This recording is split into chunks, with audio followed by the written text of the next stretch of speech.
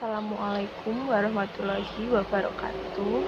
Salam sejahtera untuk kita semua. Saya Tita Wanda Hafifah.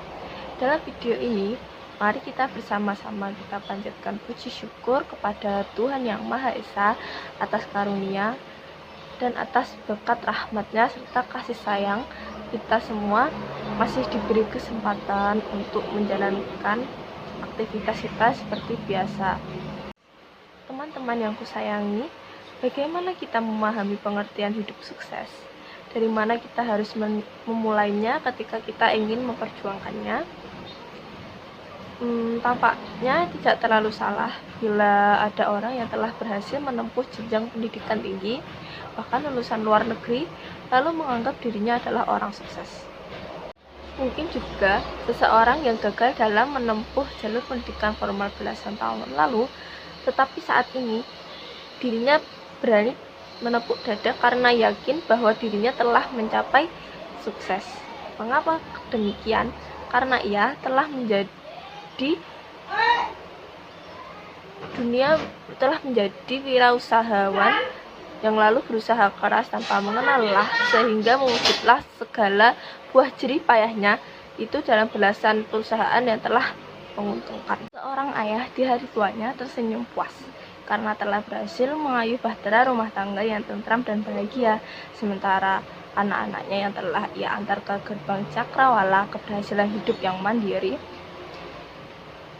Seorang kiai atau mubalik juga berusaha mensyukuri kesuksesan hidupnya ketika jutaan umat yang telah menjadi jamaahnya yang setia dan telah menjadikannya sebagai panutan, sementara pesantrennya juga dipenuhi sesak ribuan santri.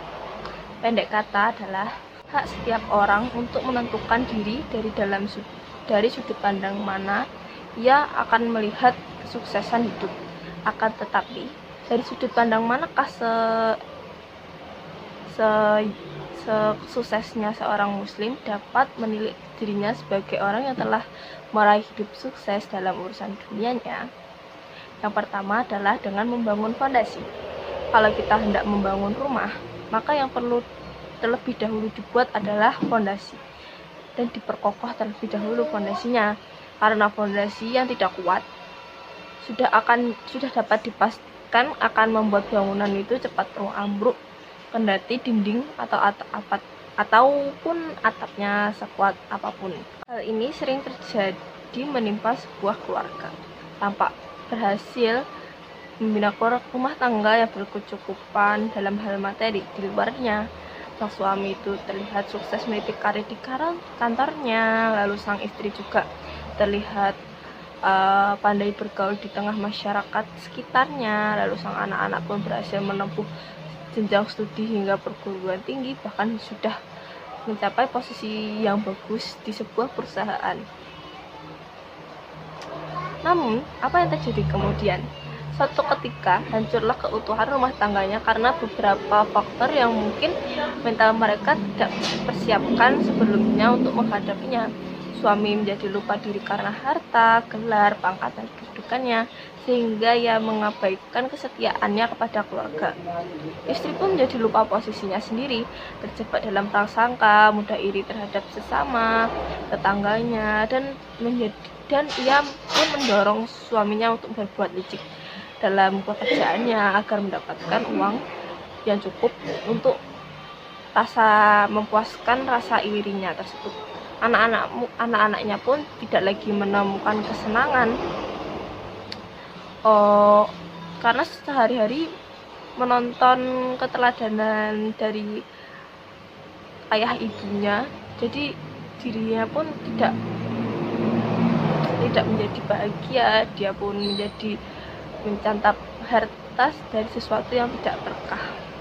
Lalu, apa yang harus kita lakukan untuk membangun fondasi yang bagus dan merintis sesuatu secara baik-baik? Alangkah indah dan mengesankan kalau kita meyakini suatu hal, bahwa tidak ada kesuksesan yang sesungguhnya kecuali kalau Allah menolong segala urusan kita. Dengan kata lain, apabila kita merindukan dan dapat meraih tangga kesuksesan, maka segala aspek yang berkaitan dengan dimensi sukses itu sendiri harus didasarkan pada suatu prinsip, ya ini sukses dengan dan karena pertolongan Allah Subhanahu wa Ta'ala. Inilah yang dimaksud dengan fondasi yang tidak harus diperkokoh sebelum kita membangun dan menegakkan menara gading kesuksesan. Sunatullah inayatullah. Terjadinya seseorang bisa mencapai sukses atau terhindar dari segala sesuatu yang tidak diharapkan ternyata amat tergantung pada dua hal, yaitu sunatullah dan inayatullah. Sunatullah adalah sunah-sunah Allah yang mewujud berupa hukum alam yang terjadi menghendaki proses sebab akibat, sehingga membuka peluang bagi perekayasa oleh perbuatan manusia. Misalnya, seseorang mahasiswa ingin menyelesaikan studinya tepat waktu dengan predikat yang memuaskan, yaitu cum laude. Keinginan itu bisa tercapai apabila ia bertekad dan sungguh-sungguh dalam belajarnya, persiapkan fisik dan pikirannya sebaik-baiknya. Dalam konteks sunatullah, sangatlah mungkin ia bisa meraih apa yang ingin dicita-citakannya itu. Akan tetapi, ada bis yang jatuh ke jurang dan menewaskan seluruh penumpangnya, tetapi seorang bayi selamat tanpa sedikit pun tubuhnya itu terluka. Seorang anak kecil yang terjatuh dari lantai 7 ternyata tidak apa-apa, padahal secara logika jika dipikir itu sangatlah hal yang tidak mungkin, kan?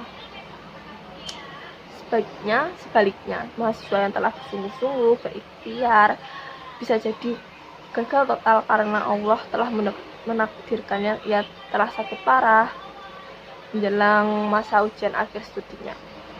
Segala sesuatu yang mustahil menurut akal manusia, sama sekali tidak ada mustahil bila inayatullah atau pertolongan Allah itu turun. Lalu apa kuncinya kalau kita ingin menginginkan hidup sukses di dunia? Maka janganlah sibuk untuk merekayasa diri dan keadaan dalam rangka ikhtiar dahir semata, tapi juga rekayasalah diri kita supaya menjadi orang yang layak ditolong oleh Allah. Ikhtiar dahir akan menghadapkan kita pada dua pilihan, yaitu tercapailah apa yang kita dambakan karena faktor sunatullah tadi, namun juga tidak mustahil akan berujung pada kegagalan kalau Allah menghendaki yang lain. Lain halnya kalau kita ikhtiar zahir itu diseiringkan dengan ikhtiar batin, mengawalinya dengan dasar niat yang benar dan ikhlas semata-mata demi ibadah kepada Allah. Berikhtiar dengan cara yang benar, kesungguhan yang tinggi, ilmu yang sesuai yang diperlukan, jujur, lurus, dan tidak menganiaya orang lain, dan tidak mudah berputus asa. Senantiasa menggantungkan harap hanya kepada Allah semata, seraya menepis sama sekali dari berharap kepada makhluk-makhluk lain.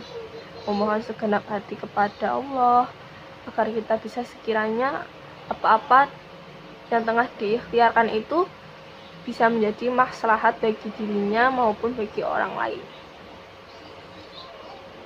Dan kiranya Allah berkenan untuk menolong dan memudahkan segala urusan kita, dan tidak lupa menyerahkan sepenuhnya segala akhir kepada Allah Maha Penentu segala kejadian.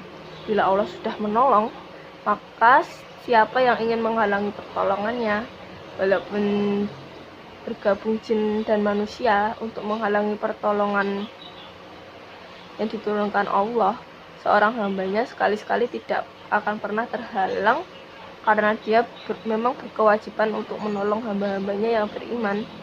Sekian dari saya. Wassalamualaikum warahmatullahi wabarakatuh.